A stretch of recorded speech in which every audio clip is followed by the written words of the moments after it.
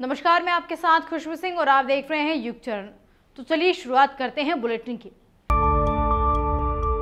Goods and service tax यानी GST council की 91वीं बैठक में बुधवार को ऑनलाइन गेमिंग, हॉर्स रेसिंग और कसिनो पर 28% टैक्स लगाने के फैसले को बरकरार रखा है।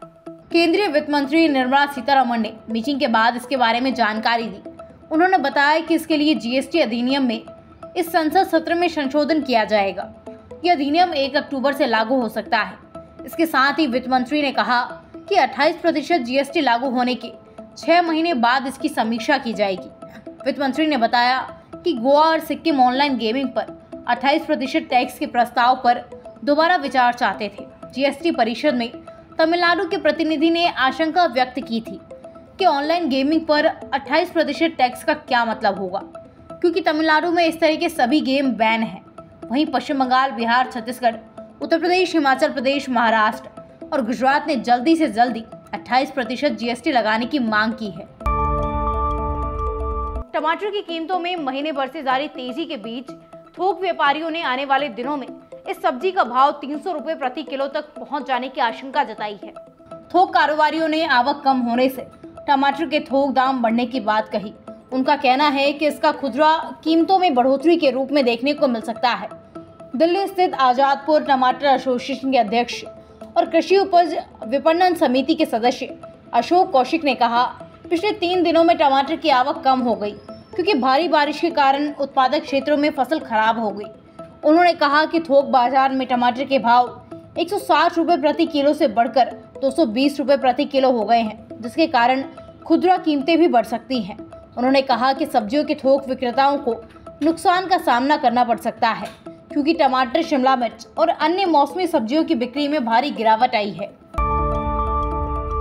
पाकिस्तान के पूर्व प्रधानमंत्री इमरान खान के लिए गुरुवार और शुक्रवार बेहद अहम होने वाला है। इस्लामाबाद की एक अदालत ने खान को तोशाखाना केस में बचाव के लिए गवाह पेश करने का आखिरी मौका दिया है।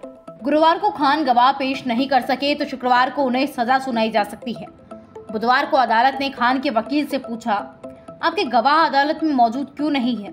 जवाब में खान के वकील ने कहा, हमें कुछ और वक्त दीजिए। इसके बाद अदालत ने साफ कर दिया कि अगर गुरुवार को सही गवाह पेश नहीं हुए तो फैसला सुरक्षित रखा जाएगा। इसका ऐलान शुक्रवार को होगा।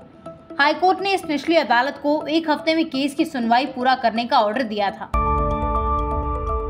मणिपुर में मैतेई और कुकी समुदाय के बीच जारी हिंसा को गुरुवार को 3 महीने पूरे हो गए हैं।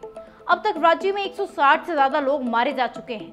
कई लोगों के शव इम्फाल और चुरचांदपुर अस्पतालों के मोर्चरी में रखे हैं। आज चुरचांदपुर में कुकी जॉ समुदाय के 35 लोगों के शवों को सामूहिक रूप से दफनाया जाना था, लेकिन गृह मंत्रालय से बातचीत के बाद इस फैसले को टाल दिया गया है।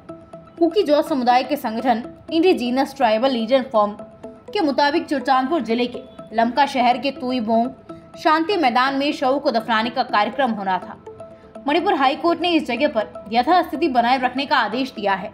बुधवार रात एक अफवाह फैली कि कुछ जो कुकी लोगों के शव दफनाने के लिए बाहर ले जा सकते हैं। इसके बाद इम्फाल से रीजनल आयुर्विज्ञान संस्थान और जवाहरलाल नेहरू आयुर्विज्ञान संस्थान 2 अस्पतालों के पास भीड़ जमा हो गई।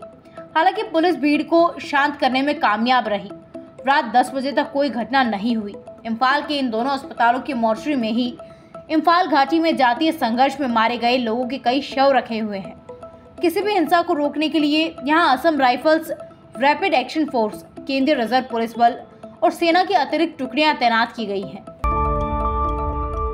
राजस्थान के भीलवाड़ा में 14 साल की नाबालिग को कोयला भट्टी में जला दिया गया। आशंका जताई जा रही है कि इससे पहले उसके साथ गैंगरेप भी हुआ है।